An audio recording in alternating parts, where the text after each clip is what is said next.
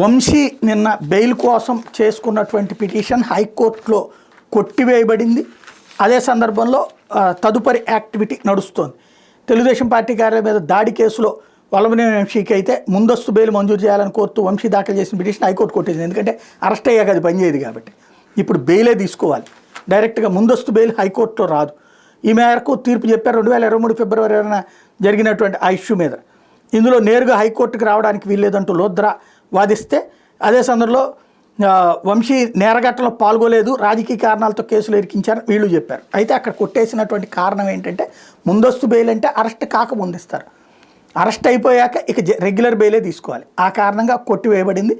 అదే సందర్భంలో వంశీకి సంబంధించి భద్రతకి అక్కడ ఇబ్బంది అన్నటువంటి దానికి సంబంధించి నేను మొన్నే చెప్పా, వాళ్ళు జాగ్రత్తగా ప్లాన్ చేస్తున్నారు అన్నటువంటిది. ప్రస్తుతం అతనికి ప్రత్యేక సెల్ ఏర్పాటు చేయడం వెనకాల భద్రతా కారణాలే, జైల్లో బ్లేడ్ బ్యాచ్లు గంజాయి కేసుల్లో నిందితులు ఉన్నారు కాబట్టి అని చెప్పి, అట్లాగే సీసీ కెమెరాలు ప్రత్యేకంగా అమర్చలేదు అని చెప్పుకొచ్చారు. కోర్టులో విజయవాడ జైలు సూపరింటెండెంట్ ఇచ్చినటువంటి వివరణ అది.